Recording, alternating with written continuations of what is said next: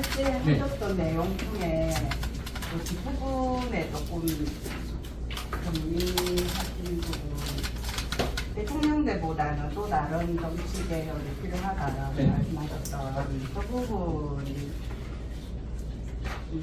잘 제가 뭐 기본 지식이 부족해서 그런지 조금 그 부분만 좀 더 보완해서 설명해 주셨어요. 네. 그러니까 일단 우리 현재 한국 정치를 좀 진단을 해야 되는데 실제 우리 국민들이 관심이 있는 거는 대통령밖에 없거든요. 국회에는 별 관심이 없어요. 그러니까 이게 87년의 민주화 과정이 그랬던 거죠. 대통령을 직선으로 뽑으면 그게 곧 민주주의라는 이해가 많이 퍼져 있었고, 그리고 실제 경험적으로도 제6공화국 초기에 노태우, 김영삼, 김대중 한 과정에서는 대통령 주도의 상당히 실질적인 개혁이 있었던 건 분명합니다. 그러니까 이런 경험들이 쌓여있기 때문에 계속 이제 대통령만 바라보고 있는데, 한국의 대통령제는 미국의 영향을 많이 받았죠. 근데 정치학 교과서에도 나와 있지만 미국 대통령제에서 대통령과 의회의 역할이라고 했을 때 의회는 견제의 역할, 입법을 하면서 실제 행정을 책임지는 건 대통령. 그렇게 돼 있지만 2000년대부터 한국 정치를 보면은 실은 여기 지금 쭉 제가 말씀드렸던 이 역할들을 국회도 대통령도 전혀 안 하고 있습니다. 대통령은 국회의 구조가 자기가 원하는 입법이 관철돼서 정치를 할 수 없는 구조라는 걸 계속 이유로 들면서 그냥 임기를 채워나가고요. 국회는 뭘 하죠? 국회는 차기 대선에서 자기 당 후보를 당선시키기 위한 정치 행위를 계속해요. 실질적으로 대통령이든 국회든 헌법에 규정되어 있는 정치 책임을 하나도 안 지고 계속해서 두 당, 한국에서 정치를 계속 끌고 가는 두 당의 차기 대권 경쟁을 위한 끊임없는 정치 게임만 벌여나가고 있습니다. 그러면 여기서 대한민국이라는 이 커다란 나라가 통치 책임을 아무도 지지 않는데 어떻게 굴러가고 있죠?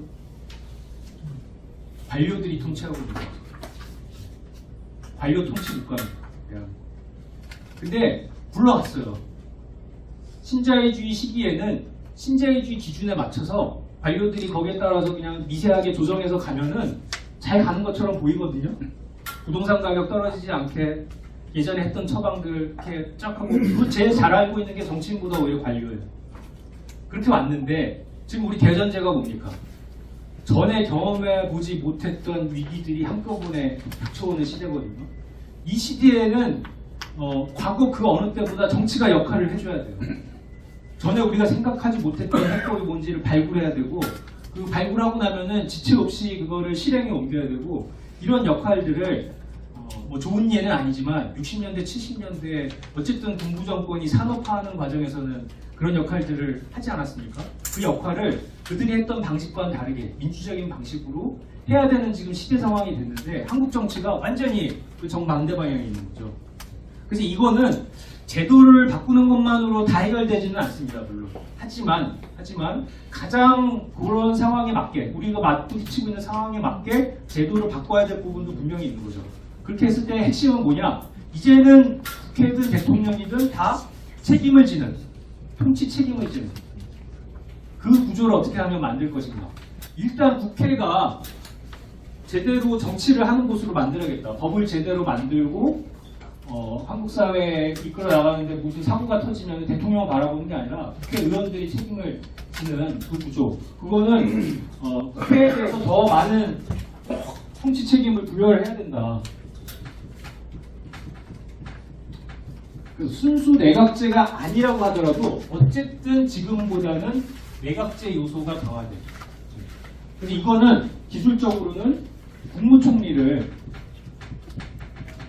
만약에 개헌을 한다 그러면은 국무총리를 국회에서 선출하는 그 규정을 두면 되겠죠. 그렇게 되면은 다수 의석을 점하거나 혹은 다수 의석을 뭉친 그런 연립 정당들 거기서 미는 후보가 국무총리가 되면서 내각제의 그 총리 역할을 하게 되겠죠. 그런데 이제 문제는 완전히 순수한 내각제가 될 것이냐, 아니면 우리가 어쨌든 대통령제 전통이 있고 중요한 문제가 하나 있죠. 한국은 굉장히 특수한 국가라는 분단 상황에 그 외교 국방의 문제가 대단히 중요한 윤석열 대통령을 통해서 우리가 뼛속까지 느끼고 있지 않습니까? 저렇게 외교 국방에 무능한 사람이 가장 중요한 시기에 대통령이 됐다는 것에 대해서 지금 절망을 느끼고 있는 건데, 이런 걸 감안해 본다면은 요 요소를 강화하면서 대통령제 전통도 일정하게 활용하는. 근데 보니까 그런 나라가 있어요. 그래서 제가 많은 분들이 이제 인용하는 사례가 핀란드. 우리가 북유럽 복지국가의 하나로 이야기하는 핀란드인데, 이 핀란드란 나라는 뭐 우리만은 하겠습니까만은 어쨌든 유럽에서는 정말 우리 같은 나라예요. 러시아랑 스웨덴 이런 나라들이 끼어갖고 지정학적으로 아주 고달픈 그런 나라였거든요. 그래서 이들은 내각 책임제적인 정치 운영을 하면서도 미국식 대통령제 받아들였어요. 그리고 그걸 진화시키는 과정에서 결국은 1990년대 헌법을 정했는데 외교 국방은 직선 대통령이 맡습니다. 그리고 나머지 내정을 국회에서 선출한 총리가 맡아요. 이원 집정부제죠. 근데 우리가 이원 집정부제 하면 보통 프랑스 사례 이렇게 많이 드는데, 사실 프랑스 같은 나라는 대통령제에 훨씬 더 가깝고요. 우리가 생각하는 이원 집정부제에 가장 잘 들어맞는 나라가 핀란드고, 어떤 우리 대한민국의 역사적 상황, 지리적 상황과 연결시켜봐도 참조할 부분이 많이 있고요. 그리고 우리가 이걸 좀 토론해서 결정할 필요는 있을 것 같아요. 순수 내각제 형태, 제2공화국 시절의 그런 내각제냐, 아니면은 이런 핀란드형 이원 집정부제냐, 이런 논의는 필요하지만, 어쨌든 좀 강하게 제안드리고 싶은 거는 내각제적 요소, 즉 국무총리를 국회에서 선출하는 이런 방향에 대해서는 우리가 정의당이 강력하게 당론으로서 밀고 나가야 되지 않습니까? 이렇게 정리할 수 있을 것 같습니다. 그 조직이 하도 어려워가지고 집행부를 별로 공개를 하고 싶어도 안 하는 편인데, 개인적으로 제가 제일 중요시청을 해왔던 게 선거법이었습니다. 네. 근데 지금 이제 재청당 관련 이야기가 나와요. 재청당 문제가 지금 중요하다고 생각하고 있고요. 뒤에 보니까 문건에도 비례성을 강화하도록 선거법을 개정하되 다른 후보가 이제 120% 동의를 합니다. 기업 대표성을 강화한다는 건 우리 유교를 겪는 분단이 빨갱이라든지 분단 이데올로기의 산물 때문에 기업 대표성을 강화하더라도 지금은 쉽지 않게 진보정당의 어떤 토대를 마련하기 쉽지 않다라는 부분 때문에 비례성을 강화하는 게 맞고요. 근역될 전면 비례대표제를 적극적으로 검토한다. 라는 부분에 대해서도 동의를 합니다. 그런데 여기 돼가지고 우리 아까 집행부를 공개하고 싶어서 제가 뭐 하도 당이 어려워서 안 한다고 그랬는데, 여기에 대해서 별다른 언급을 갖다가 제대로 한 걸 갖다가 제가 찾지를 못해서 그런 건지, 제가 백수가 돼가지고 방송을 많이 보는데도 불구하고 패널들, 우리 쪽의 패널들도 나와가지고 이런 이야기 해가지고 제대로 하는 이야기를 들어보지를 못했습니다. 정당은 당연히 정치 의욕을 갖다가 잡으려고 하는 당인데, 지금 현재 300석의 10%를 얻으면 30석이 돼야 됩니다. 최소한 그걸 주장하다가 안 되면 25석이라든지, 안 되면 20석이라든지, 이렇게 되도록 그런 선거법을 개정하지 않고 진보정당이 발전할 수 있는 그런 길이 있느냐 했을 때 저는 안 보이거든요. 어떤 대표를 뽑고 어떤 유능한 정치인을 앞에 내세우더라도 이 지금 선거법 아래에서는 진보정당이 커가는 데는 한계가 있다라고 밖에 볼 수 없어요. 그래서 선거법 개정을 갖다 개인적으로 굉장히 중요시하게 생각해왔는데 집행부에 대해서 지금 현재 그게 없어요. 내가 봐서는 못 봤습니다. 그래서 민주소장님이, 장석준 민주소장님이 지금 현재 선거법 개정이 돼가지고 우리 정의당의 입장, 최종 입장이 무엇이냐, 거기에 돼가지고 어떻게 해가지고 돌파하겠다는 겁니다. 저는 하여튼 어떤 집회라든지 우리 지역의 위원장들 모이는 항상 이 이야기를 가지고 해가지고 짜는지 부각식이 내보려고 했는데, 마산 지역 위원장이 한계고 해가지고 더 이상도 안 되는데, 좀그 인구수로서도 이게 지금 현재 우리 당이 처해 있는 가장 중차대한 문제다라고 좀 부각을 쉽게 줬으면 하는 바람도 있고 지금 현재 질문은 그 현재 그 어떻게 돌파할 건지 어떤 내용을 최종안을 갖고 있는지 그걸 질문. 네, 뼈아픈 지적이시고요. 이번에 선거법 개정 논의 과정에서 정의당은 분명히 트라우마가 있습니다. 네, 2020년 선거법 개정이 누가 보더라도 굉장히 파행으로 끝나면서 정의당이 사실은 시민들로부터 많은 지탄을 받았어요.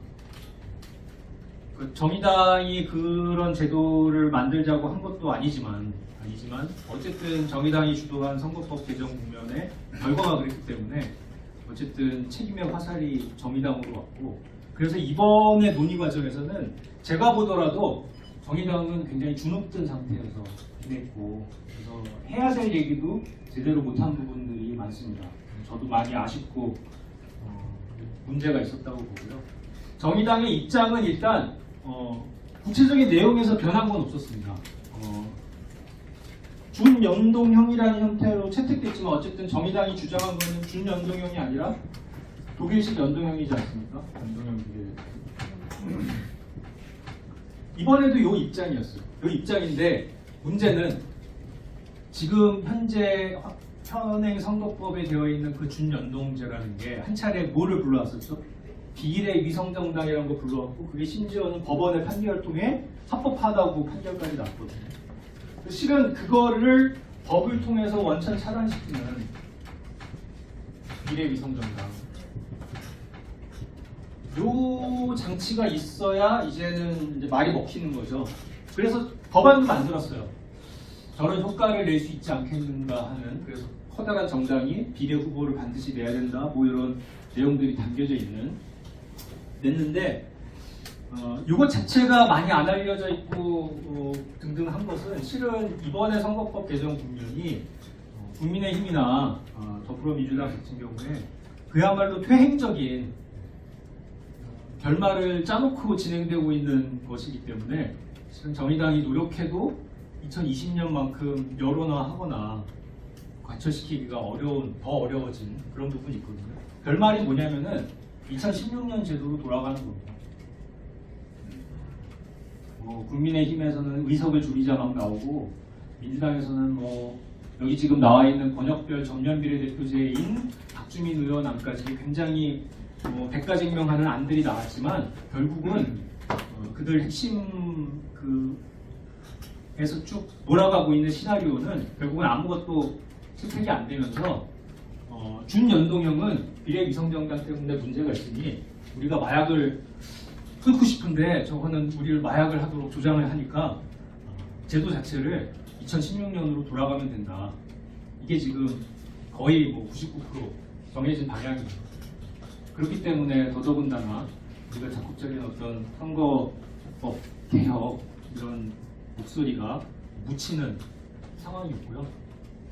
말씀하신 대로 여러 상황이 있다고 하더라도 이번은 또 놓칠 수가 있지만 앞으로 그렇다고 해서 선거법 개정, 선거제도 개혁 노력을 안 할 거냐, 그게 아니라 더 적극적으로 해야 되지 않겠습니까? 그런데 그 과정에서 풀어야 될 건 있습니다. 뭐냐면은 방금도 요 말씀드렸지만 한국의 비례 위성정당 경험 때문에, 이거는 저의 개인적인 견해, 이거는 개인적인 생각은 독일식 연동형 비례대표제가 우리 정의당 강령에도 명시되어 있고 진보정당 운동 20년의 어떤 공식 당론이었지만 이제는 새로운 대안을 모색해야 될 때가 아닌가라는 개인적인 견해를 갖고 있습니다. 바로 이 문제 때문에. 아무리 법으로 막으려고 해도 실은 차단하기 어려울 겁니다. 그래서 민주당이 반드시 비례 후보를 내게 한다. 그렇게 되면은 준연동형으로 했을 때 민주당에 기대는 어떤 위성정당에게 표를 유권자들이 못 주고 민주당에 줄 테니까 예전처럼 비례 위성정당 사기극이 재현되지 않을 거다라고 생각하는데, 실은 대한민국 정당과 핵심 유권자층 사이에서는 다른 나라에 없는 굉장히 고도의 그런 그런 정치 행위들이 있어왔기 때문에 그런 법적 장치가 있어도 또 다른 형태로 만들어서 할 수 있다. 그런 점에서 단순히 이런 소극적인 취지만은 아닌데 또 다른 대안을 적극적으로 모색할 필요가 있다. 그게 바로 여기 이제 나와 있는 번역들 전면 비례대표제인데요. 북유럽 국가들이 하는 방식이거든요. 근데 생각해 보면은 이게 오히려 지역 정치와 비례대표가 이원화되어 있는 구조가 아니라 비례대표제라는 취지, 비례성 강화라는 취지와 지역에서 근데 여기서 지역은 지금의 수성구가 아니죠. 좀 넓은 의미에서 최소한 한 경남 정도의 그런 지역에서 대표자들을 뽑아서 보낸다라는 그 취지가 서로 융합된 제도거든요. 그래서 우리가 요 사회비전 안에도 병기가 되어 있습니다. 그래서 뭐로 딱 정하자 이 얘기는 아니거든요. 하지만 요거에 대한 논의를 시작해야 된다라는 내용이 담겨져 있기 때문에 앞으로 요 사회비전이 채택되고 나서는 가령 그런 걸 시도해 볼 수 있죠. 이거 일정하게 공론화한 다음에 당원 투표 같은 걸로 우리가 당론을 새롭게 정할 수가 있을 겁니다. 그래서 그런 좀 입장을 취하고 있다라고 말씀드립니다. 제가 하나만 첨언을 하면은 여기서도 독일형 윤동희 비례대표제 언급을 했네. 그 강민혁가 그렇게 했고. 근데 그 김기현이가 국회의원을 가지고 줄여야 된다고 했을 때 뭐 어떤 뭔지는 모르겠지만 우리가 실제 늘리지 않고는 국회의원을 늘리지 않고는 비례대표위원회 어떤 늘리기가 쉽지 않습니다. 아까 그 오기 했던 말을 비례성을 강화하도록 하겠다는 의지만 있지 실질적으로 하기가 힘들거든요. 그렇다면 여기 내가지고 언급이 한 번도 아까 그 독일식 연동의 비례대표들뿐만 아니라 라는 언급이 있기에 그러면 근육대 전문 비례대표제를 한다고 했을 경우에 예를 들어 경남 같은 경우에 50%를 못 넣고도 전체 국회에서 100%가 당선이 되거든요. 강주 같은 경우에는 전라도 강주 같은 경우에는 그에 민주당이 100% 거의 100% 가깝게 가져갑니다. 득표율은 그렇게 안 됨에도 불구하고 이런 데는 비례대표를 갖다가 근접된 이런 대표제라면 비례대표를 갖다 배정을 하면 안 됩니다. 서울 같은 데도 제가 알기로는 득표율은 비슷한 걸로 알고 있는데 한 명 정도가 민주당 아닌 사람이 한 명 정도로 알고 있는 건 맞습니까? 그 행정 그 지금 하여튼 거의 99% 하여튼 그 정도인데 서울 같은 데도 득표율은 비슷한데 그 국회의원 수는 민주당이 압도적으로 가져가고 있는 데는 이제 그 민주당에서 비례대표제를 가져가고 근역별 비례대표제일 경우에 이렇게 된다면은 전체 의원 수는 늘어날 수가 있거든. 30명 플러스 알파가 될 수가 있습니다. 왜? 50%가 안 되면도 불구하고 100%가 갔으니까 숫자가 그대로 그 사람들 그 국회의원들을 상실하는 게 아니고 그대로 놔두기 때문에 그래서 이런 경우에는 국민들도 동의 안 하고 싶어도 안 할 수가 없어요. 김기현이가 주의자를 했지만은 이런 방식으로 한다면은 국민들한테도 명분이 있고 하도 정치를 못하니까 늘리자는 말은 국민들한테 못해요. 누구도. 이런 방식으로 한다면은 시뮬레이션 해보니까 국민의힘에서도 손해가 없어요. 저거 득표율로 가지고 경남에서는 줄어들었지만은 어디고 비례대표를 했어요. 하나도 안 뽑아서 광주 전남에서 저거 연수가 좀 늘어나고 서울 같은 데는 상당히 좀 늘어나고 전체를 해보니까 시뮬레이션을 해봤을 때 불만이 없어요. 다만 소수 정당 비례 진보 정당에서 약간 늘어날 수 있는 형태는 끝까지는 맞아요. 근데 이런 부분에서 나서가 한 번이라도 언급을 해가지고 그게 이래가지고 안 맞다, 틀렸다. 이런 이야기를 내가 논쟁을 들어본 적이 없거든요. 그래서 아까 이게 독일식 연동형 비례대표제뿐만 아니라 이렇게 언급을 하고 있으면서도 크게 돼가지고 장점을 내가지고는 한번 언급을 해가지고 논쟁에도 한 붙여봐가지고 그럼에도 불구하고 안 되구나. 그러면은 싸우시라도 정치를 해야죠. 그래도 안 되면 할 수 없는 거고. 그까지 바라는 게 아니에요. 그래서 내가 아까 했던 말이 300명이 10%면은 30명이 돼야 되는데 그게 싸우다가 안 되면은 20명이라도 되고. 그래가지고 줄어드는 거나 할 수 없지만 왜 되도 안 한다고 싸워보지도 안 하고 한 번도 언급도 안 하고 쟁점만 만들어 보지도 안 하고 하니까 집행부를 지적을 할 수밖에 없습니다. 공개적으로는 제가 이런 건 하도 어려워가지고 안 했는데 이런 것들은 한번 정치계 소위니까 그래서 한번 응급을 좀 한번 해가지고 어떻게 절마들이 나오는지 알고 싶기도 하고 소리도 없는데 전체적으로 우리가 입장을 정하고 행보가 하는 게 너무나 이제 늦어서 제대로 대응 못하고 이런 부분은 저도 대단히 아쉽게 생각하고요. 이제라도 논의들을 좀 본격적으로 해나가자는 취지가 여기 담겨져 있습니다. 그리고 그걸 해달라는 거예요. 네. 그리고 하나 좀 이제 보완해서 좀 말씀을 드리면은 여기 사회주의안에 보시면은 뭔가 이런 내용들을 개헌을 통해서 반영시키자라는 제안들이 단편적으로 담겨져 있거든요.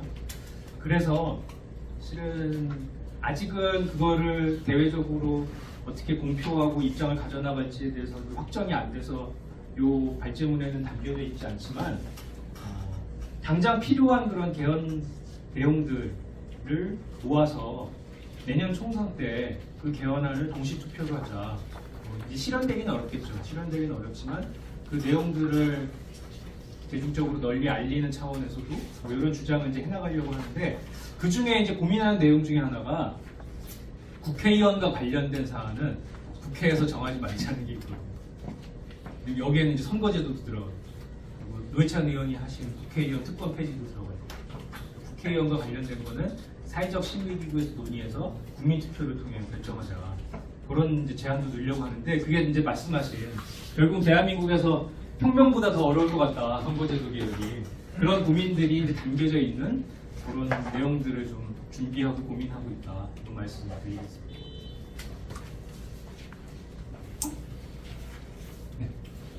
지금 그 발제한 전반적인 내용에 대해서는 대부분 동의를 하는데 이게 실제 이제 당 혁신과 재창당 과정에서 어떻게 이제 나타날 거냐 이 문제인데 당 그러면 운영과 강령 이런 부분을 일부 수정을 해야 될 거 아닙니까?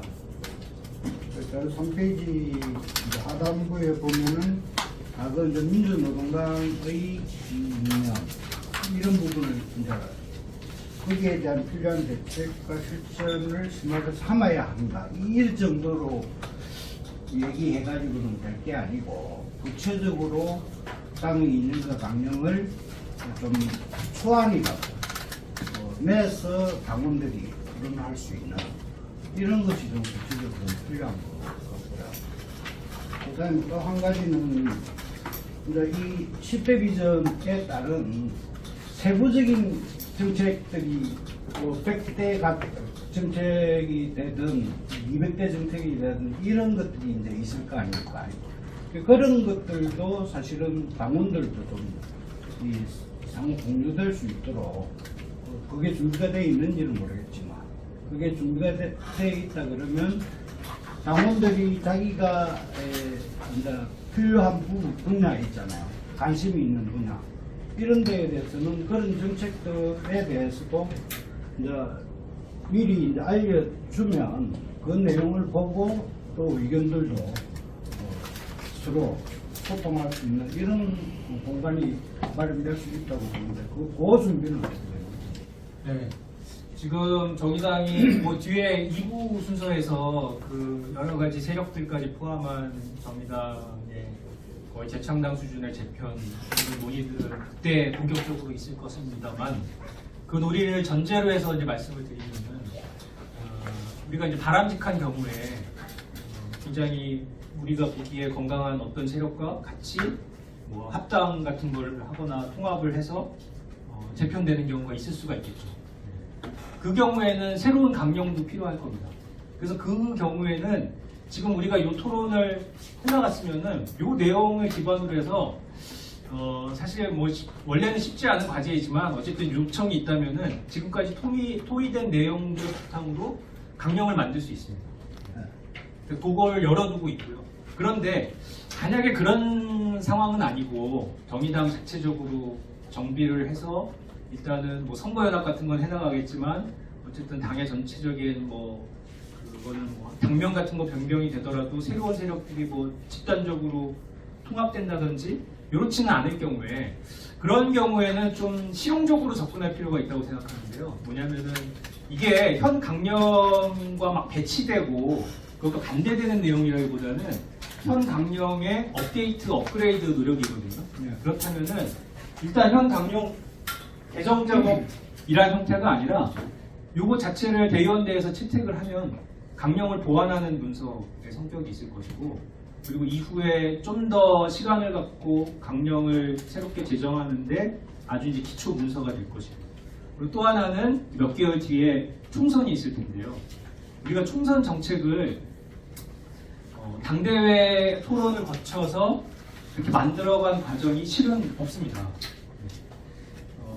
지난번 대선 준비하면서 처음으로 대선 강령을 정책당대회라는 형태를 통해서 논의하고, 그걸 기반으로 대선 정책 공약들을 만들어간 전례가 있거든요. 그래서 이번에 이 사회비전을 채택을 한다면 이게 기본 정책, 총선 정책을 만들어 나가는 기본 베이스로서의 성격을 갖게 될 것이고, 이 내용을 근거로 해서 10월부터 말씀하신 100대 정책, 200대 정책 형태의 총선 정책을 만들어가는 그 과정들이 이제 시작이 될 겁니다. 그렇게 쭉 일정을 잡고 있다 말씀을 드리겠습니다. 이게 통과가 되면은 강령 보완 문서, 그리고 총선 공약 만들어 나가는 기본 정책 두 가지 성격을 같이 가지면서 곧바로 총선 정책 토론, 당원들이 함께하는 그 토론 과정으로 넘어갈 것이다. 이렇게 정리를 하겠습니다. 지금 제안한 이 생태 사회가 이 큰 방향에 따른 세부적인 어떤 정책 과제들이 쭉 이제 뭐 100대가 되건 200대가 제시가 되면 네. 실제는 이 재원 문제이고, 이 문제가 결부되는 게 부서적으로 개혁 문제이잖아요. 이것이 지금 지금까지 기성정당 양당 체제에서는 이 선거 때문에 국민들의 어떤 이 표 문제 때문에 이 얘기는 절대 안 하고 있잖아요, 지금. 그런데 우리는 이 문제를 적극적으로 제기를 해야 된다고 보거든요. 이런 우리가 이 구상하고 있는 이런 사회로 만들려고 하면 실제 지금 우리가 내고 있는 이 세금을 더 인상해서라도 이렇게 가야 된다는 국가 비전을 같이 제시를 해야 되는데, 돈 얘기는 표 문제 때문에 다 있다고 있으면서 이 정책만 이렇게 매나면 이게 과연 가능하냐? 국민들이 그게 실현 불가능한 얘기를 하고 있다라고 얘기할 거거든요. 그래서 그것이 나는 구체적으로 제시가 돼야 네. 국민들에게 그 설득이 있는 그런 정책관이 되지 않겠냐. 그런 생각을.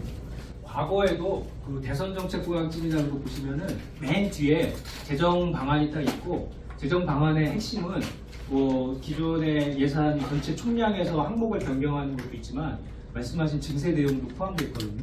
그 핵심, 그 대표적으로는 사회적 질서 방안이 있고, 그런데 그게 공약집 안에는 분명히 있었지만 그게 사람들이 널리 인식할 정도로, 널리 알 정도로 우리가 적극적으로 또 얘기했느냐, 그 부분은 말씀하신 대로 평가해야 될 대목이 분명히 있고요. 예전보다 훨씬 더 적극적으로 그런 재정 확장 방안, 증세 방안 얘기하고 마련해야 된다. 적극적으로 반영적으로 노력하겠습니다.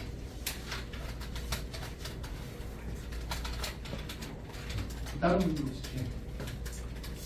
혹시 저는 이 정의당에 오래 입당을 해서 완전히 이 새내기입니다. 실제로 제가 다른 거는 전혀 정치적인 부분은 못 알아듣고요. 이 10대 비전과 관련해가지고 요즘 가장 좀 많이 핫하다는 지속 가능성이라는 표현은 여기에서 10대 비전 중에 대충 어디쯤에 들고, 이게 지속 가능성이 이 재창당이랑 이런 거와 연결이 돼서 정의당이 재창당을 해가 지속 가능하려고 하는 건지, 아니면은 지속 가능하기 위해서 개혁을 해야 되는가, 아니면은 혁신을 해야 되는가, 이런 것들이 10대 비전 안에 없다 보니까 개혁과 혁신, 재창당 이게 토론으로 이루어지지 않는가, 이런 생각이 좀 드네요. 지속 가능성의 내용이 첫 번째 비전 생태 전환에 담겨져 있다고 보시면 생태전환. 네. 근데 이 지속 가능성이라는 말이 좋은 말이죠. 좋은 말이고 계속 그 기조를 발전시켜 나가야 되는데 이게 기후 위기가 심각해지면서 오히려 기후 위기를 진지하게 고민하시는 분들이 어느 순간부터 지속 가능성이란 말을 잘 안 쓰기 시작했어요. 그게 지속 가능성을 우리가 이야기했던 상황보다 상황이 더 심각해지는 바람에 그 얘기조차 이제는 좀 태평하게 들리는, 그 얘기가 뭐 원래 문제가 있었다 잘못됐다 그런 상황이 아니라 상황이 너무 이제 엄중해지다 보니까 그런 말이 잘 안 쓰여지는 좀 요 몇 년 새 그런 분위기가 있어서 내용적으로는 첫 번째 비전 안에 들어가 있으나 그 단어가 이제 직접 인용은 안 돼 있다. 그렇게 이제 말씀을 드리고 다만 이제 그 문제의식은 분명히 있다. 철저하게 있다라고 말씀드리고 싶고요. 뒷부분에 이제 말씀하신 그것과 관련해서 좀 구현해서 이야기하면은 지속 가능성을 포함해서 이러한 급박한 생태적인 대응 이런 게 필요한데 아무리 우리가 생각해봐도 정의당이 아주 빠른 시간 안에 중앙정부에서 막 집권하고 그러기는 또 시간 단축이 크지 않겠습니까? 그 시간 단축 동안 상황은 점점 더 빠른 속도로 간주해질 거예요. 그게 뭐 기후 위기든 돌봄 위기든 우리가 어떻게 이제 바라봐야 되느냐 그런 문제가 있는데 그 점에서 이제 중요한 게 거기 지역 비전 같은 내용을 좀 참조를 해주셨으면 좋겠습니다. 뭐냐면은 우리가 중앙정부를 통해서 이렇게 전국적인 개혁하는 거 물론 굉장히 결정적이죠. 하지만 그 전에라도 지역 수준에서 벌이는 실천 혹은 지방자치단체 기초든 광역이든 이 차원에서 벌이는 노력이 과거에 우리가 사회개혁을 바라봤을 때보다 훨씬 더 지금 중요해졌다. 왜냐하면 기후위기라는 게 그야말로 우리 생활하는 곳에서 벌어지는 일이거든요. 기후재난이라는 게 우리가 살고 있는 살이 부딪히는 바로 거기서 벌어지고 있고 재생에너지 전환이라는 것도 태양열 같은 것들이 실은 지역에 살고 있는 사람들이 가장 어떤 사람들의 삶에 지장을 끼치지 않으면서 태양광 발전 설비 같은 걸 어떻게 놓는 게 좋을지에 대한 가장 그 정확한 정보나 지식들을 갖고 있는데 그런 사람들 중심으로 지역 주민들 중심으로 되는 게 아니라 항상 외부의 자본을 갖고 들어오는 사람들 중심으로 되다 보니까 계속 파행이 이루어지거든요. 그런 여러 가지 점에서 봤을 때 정의당 같은 세력이 중앙정부에서 여당이 되기 전이라도 과거보다 훨씬 더 적극적으로 지역 상황에서 바꿔나가는 그런 노력들 이게 이제 지금 중요한 시대에 접어든 거 아니냐. 그리고 우리가 한국 사회 변화 전략이라는 거를 과거처럼 너무나 한 7, 80% 정도를 중앙정부 어떻게 바꿀 것인가에 몰아넣는 게 아니라 굳이 뭐 말씀을 드리면 한 절반 정도로 중앙정치, 지역정치를 다 같은 전략적인 경로로 놓고 고민해야 될 그런 상황이겠다.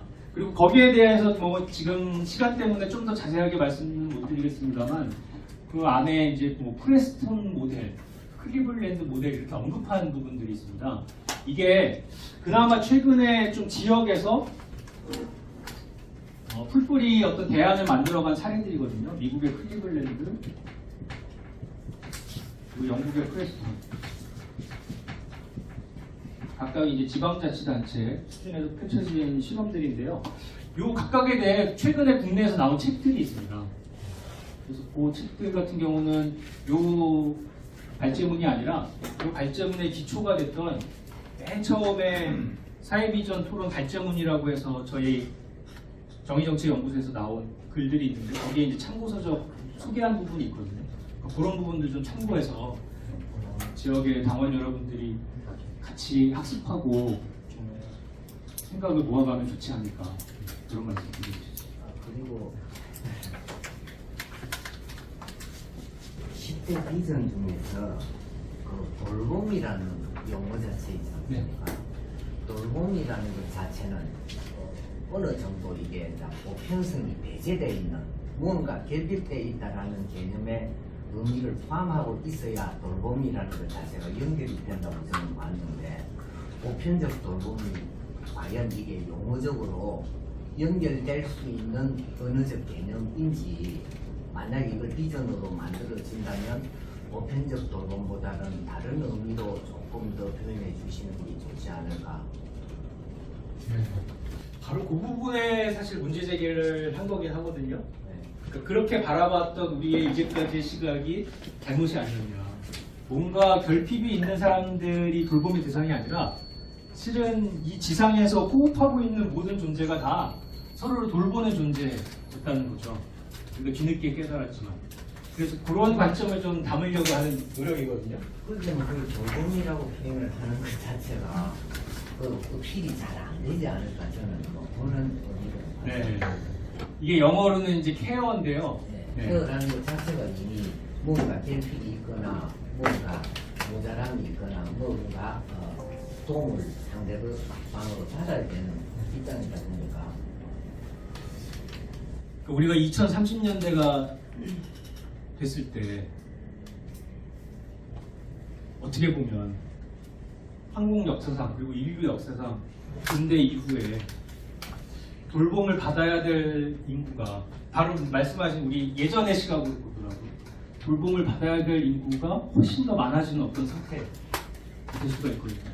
우리가 이제 고민해야 될 거는 돌봄이란 말 안 쓸 수도 있습니다. 네, 그 부분은 이제 좀 고민이 필요한데 여기서 이제 문제 제기를 하는 거는 그때 돌봄이라는 게 비용, 희생 이런 게 아니라 인간이면 반드시 해야 될, 시민이면 반드시 책임져야 될 이런 가치관이 깔리지 않으면은 정말 위험한 사회적 상황이 될 수가 있다는 거죠.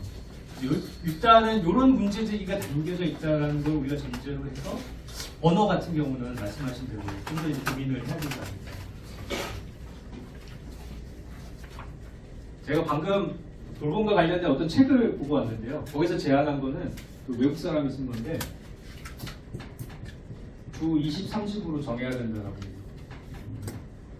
이게 뭘까요? 모든 사람이 주 30시간 노동으로 돼요. 30시간 되면 사실은 시간제고요. 정규직이야. 왜 이 정도로 줄여야 되느냐? 모든 사람이 남자 여자 가릴 거 없이 모든 사람이 주 20시간을 돌봄 활동을 해야 된다. 가족을 통해서일 수도 있고 지역사회를 통해서일 수도 있는데 저렇게 돼야 21세기에 인간적인 사회로 갈 수 있다. 이런 얘기를 했는데 저기 정리가 인상적이어서 좀 우리 논의 연장 차원에서 한번 소개를 드렸습니다. 네. 네, 저는 좀 제가 앞서가는 성급하게 생각하는 걸 수도 있겠는데 이를테면은 지난 지방선거 같은 경우는 지방선거 간증대회니까 거기 갔는데 그 지방선거 목표를 이제 회복으로 잡고 뭐 생태 회복, 뭐 돌봄 회복, 뭐 코로나 팬데믹으로부터의 회복 이런 것들을 잘 적었다고 생각했는데 실제로 선거는 다당제로 정치개혁 거의 그런 논조로 흘러갔던 것 같아요. 대선 아니요, 지방선거요. 지방선거.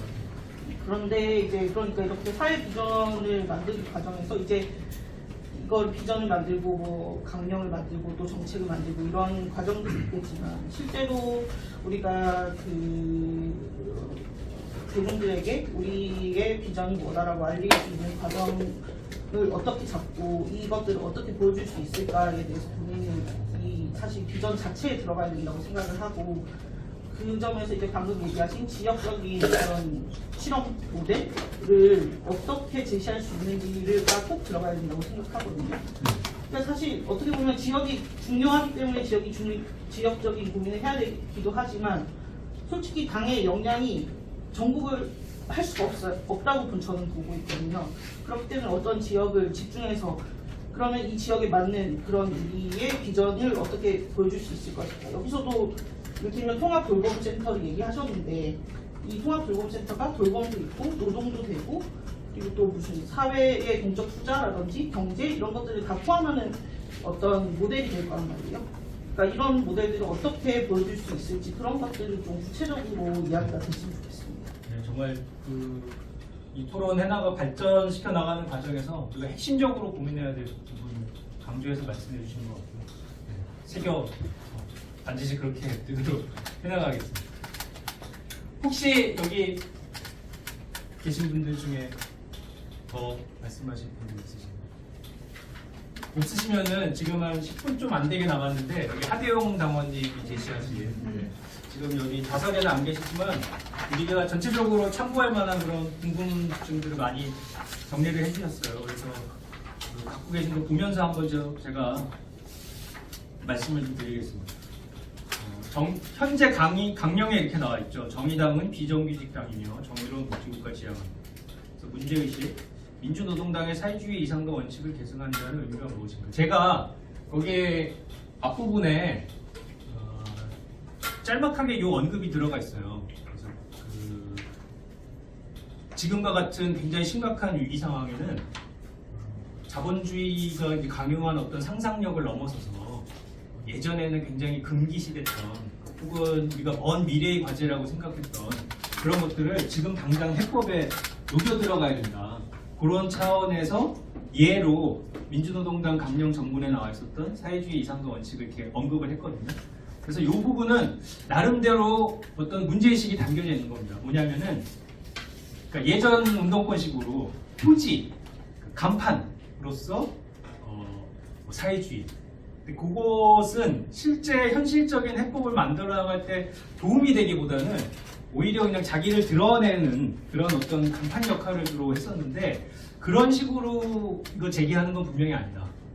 오히려 지금 어떤 현실적인 해법을 만들어 가야 되는데 거기에 실질적인 도움을 줄 수 있는 요소로서 우리가 이런 거를 과감하고 적극적으로 재평가하고 반영을 시켜야 된다. 이런 이제 취지가 담겨져 있다는 거를 제가 좀 말씀을 드리고 싶습니다. 그래서 과도한 이념 대결 이런 거를 의도한 게 전혀 아니라는 거 말씀을 드리고요. 생태는 이해되는데 사회국가란 무엇인가? 이거 제가 좀 말씀을 드렸죠. 복지국가를 좀 더 다른 각도에서 말씀을 드리라는 거. 사회주의 국가를 의미하나? 저는 사회국가, 복지국가가 사회주의가 대담한 국가라고 생각합니다. 분명히 사회주의는 아니죠. 근데 어떤 사회주의적 요소를 그 자본주의를 좀 더 인간화된 질서로 만들기 위해 과감하게 반영한 어떤 과도적이거나 혹은 잠정적인 그런 질서라고 생각하거든요. 그래서 연관점은 있지만 이거 뭐 꼭 이렇게 표현할 문제는 아니라고 보고요. 돌봄에 대해서는 뭐 여기 계신 당원 여러분들께서도 많은 말씀들이 있으셨기 때문에 그걸로 가름을 하겠습니다. 노동 존중이 아니라 노동 주도. 우리 당은 계급 정당인가 국민 정당인가? 요거는 제가 항상 하는 지론이 있는데요. 모든 정당은 계급 정당이고 국민 정당이죠. 국민의힘, 더불어민주당 계급 정당이고 국민 정당. 둘 다 국민 정당이고요. 국민의힘은 훨씬 더 한국의 속착적인 지배 세력을 대변을 하고 있고 더불어민주당은 신진 엘리트, 수도권 중산층 이해를 많이 반영하는 정당이죠. 정의당도 그래야 되죠. 정의당도 국민 정당이면서 계급 정당이어야 돼요. 근데 이때 계급은 그 두 당이 대변하지 않는 바로 그 사람들이 되는 거죠. 이렇게 좀 말씀을 드리고 싶습니다.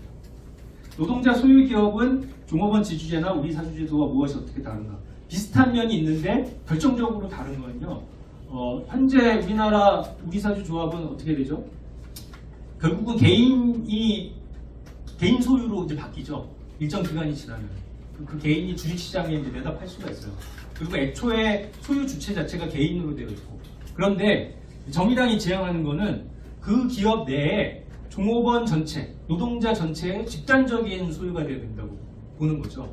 집단 기금이 있어서 거기서 그 전체 사원들에게 적립된 주식을 이제 관리를 하는 겁니다. 그렇게 되면은 그 기금이 어떻게 되죠? 주주총회 내에서 대주주 중에 하나가 되는 거죠. 영국 같은 경우는 이게 노동당이 집권해서 실제 실천은 못했지만 한때 선거구강으로 낸 게 10년 계획으로 모든 기업의 주식 지분 10%를 그 기업의 노동자 전체 집단 기금이 소유하는 걸로 만들려고 했었어요. 그렇게 될 경우에 그 해당 노동자들이 그 기업의 대주주 중에 한 명이 되는 거죠. 그런 식으로 노동자들이 소유와 경영의 주인공이 되게 하려고 했던 건데 그런 점에서 현행 우리 사주제도나 종업원 지주제와 다른 면이 있다. 그리고 노동시장 이중구조 혁파에 대해서 말씀을 하셨습니다. 여기 그 10대 사회비전 두 번째 노동주도 사회에 보시면요, 산업별 협약을 정착시켜서 해야 될 과제 중에 하나로 연대 임금을 제시를 하고 있습니다. 연대 임금 들어보셨습니까? 간단하게 얘기하면은 현재 노동자 안에서 같은 직종에 있더라도 임금 격차가 많이 나죠. 주로 누구랑 누구 사이에서 임금 격차가 나죠. 정규직 비정규직보다 오히려 대기업 중소기업의 임금 격차가 있죠. 그 임금 격차를 최대한 줄이는 식으로 임금 협약을 하자는 게 연대 임금입니다. 사실은 여기서 말씀하신 하대영 당원이 말씀하신 사회적 직무국은 연대 임금을 하기 위한 방안 중에 하나입니다. 연대 임금이 해나가려고 하는 커다란 과제고요. 그걸 해나가는데 어떤 분들은 독일식 직무급 제도를 우리가 도입해서 그걸로 하면은 저 목표에 다다를 수 있다라고 말씀을 하시는 거고, 어떤 분들은 상별 최저임금 등등을 통해서 하는 게 한국 상황에 더 맞다고 하시는 분들도 있고, 즉 여러 가지 의견들이 있어요. 저는 그 중에 한 방안을 적시를 한 게 아니라 커다란 목표를 얘기를 한 거다. 이렇게 좀 이해를 해주시면 될 것 같고, 비정규직 철폐, 정규직 전환이 우리 당의 요구인가? 이거는 네. 여러분들은 어떻게 생각하십니까? 지금은 비정규직 철폐를 얘기하시는 분들은 없어요. 비정규직을 쓰지 않고 정규직을 써야 되는 게 상식적으로 맞는 부서나 어떤 영역이 분명히 있거든요. 거기서는 비정규직 철폐를 해야죠. 정규직으로 전환시키고. 그런데 사회 전체적으로 봤을 때 어떤 산업구조나 등등의 측면에서 시간제 고용이 있을 수밖에 없는, 혹은 그게 늘어날 수밖에 없는 영역이 분명히 있거든요. 지금 진보정당으로서 정의당이 이야기하는 내용 중에 비정규직 전체를 통으로 다 철폐하자, 이런 내용은 현실적으로 없다는 거 그런 말씀을 드리고요. 다섯 번째는 이제 평화통일에 관련된 건데요. 현재 우리 강령에 나와 있는 것 중에 사회비전에 없는 내용들은 뭘까요? 그대로 계승하기 때문에 적지가 않은 겁니다. 그러니까 혹시 여기 이제 사회비전에 뭐 비핵화라는 용어가 안 써 있다. 그러면은 비핵화 목표를 정의당이 포기한 건가? 그게 아니라 그 목표가 그대로 살아있기 때문에 언급을 안 한 거라고 보시면 되고요. 여섯 번째도 우리가 많이 얘기를 했었죠. 그 내각제 등등 이제 얘기를 했고, 그래서 넘어가겠습니다. 마지막으로 사회비전은 민주노동당 때 사회국가론을 계승한 것이냐? 이거는 많은 분들이 들어보지 못한 분들 많이 계실 텐데요. 민주노동당에서 그때 산하연구소, 제가 거기서 일했습니다만, 사회국가론이라는 책을 낸 게 있었습니다. 2007년에. 그러니까 말은 같죠, 사회국가. 근데 말이 같을 수밖에 없어요. 우리가 복지국가라는 말 쓰는 거랑 똑같은 겁니다. 많은 사람들이 쓰는 용어라서 이제 쓰는 거예요. 근데 내용을 보면은 그거 2007년대 내용이었어요. 그때 내용 중에 많은 부분 우리가 개선한 것도 있지만, 우리가 새롭게 개발한 내용들이 있기 때문에 이때 얘기한 그 내용이냐라고 얘기하면 그 내용은 아닌 거죠. 그 새로운 내용들 뭐가 있습니까? 아까 제가 말씀드릴 때 그 시민 소득 보장 관련해서 우리가 작년 대선 때 냈던 시민 평생 소득, 이거는 새롭게 개발한 거거든요. 새로운 시대 상황에 맞춰서. 그리고 돌봄에 대한 문제의식도 마찬가지고, 그런 점에서 이제 새로운 것이다라고 말씀드리고요. 변론에 대해서 외교는 우파적으로, 이거는 무슨 뜻인지 잘 모르겠는데 뒷부분은 제가 동의합니다. 경제는 좌파적으로. 네. 그래서 제가 뭐 사회적 소윤이, 괴리 이런 것들을 적극적으로 바라보자 하는 게 딴 게 아니라 경제는 좌파적으로 그런 취지를 그렇게 표현한 거다라고 이해해 주시면 좋겠습니다. 딱 네. 네. 금방 설명한 내용 중에 비정규직 철폐냐 아니냐 이 문제와 관련해서 지금 현행법상 기간제법하고 파견법, 네. 이게 김대중 노무현 정권 시절에 도입됐던 법이잖아요. 이게 엄청나게 지금 도입 취지하고는 무관하게 지금 악용되고 있고, 네. 이것을 인해서 사실은 노동계급 내에 이분화된 계급 구조가 형성되겠다. 그래서 이 문제를 근본적으로 배제하면서 노동이 분열되지 않는 이런 제도적인 장치가 대안으로 만들어져야 된다. 그렇죠. 네. 거기에 대해서 우리 연구 검수해서 좀 고민을 좀 해주셔야 돼요. 근데 그거는 저희 정의당이 전통적인 입장이 있고 그 입장 계속해서 견지해 나갈 겁니다. 전통적인 입장은 기간제는 사용 사유로 해야 됩니다. 지금처럼 기간을 통해서 그 기간제 고용을 제한하는 게 아니라 사용 사유를 딱 법에 명시해서 그 사유가 아니면은 기간제 사용 못하도록 딱 명시한다. 그게 민주노동당 이후의 쭉 입장이고 앞으로도 계속 갖고 가야 된다고 보고요. 파견제 그 파견법 폐지해야죠. 그 입장은 이제 분명하다 생각합니다. 네, 딱 4시간 넘어서 이것으로 마치도록 하겠습니다.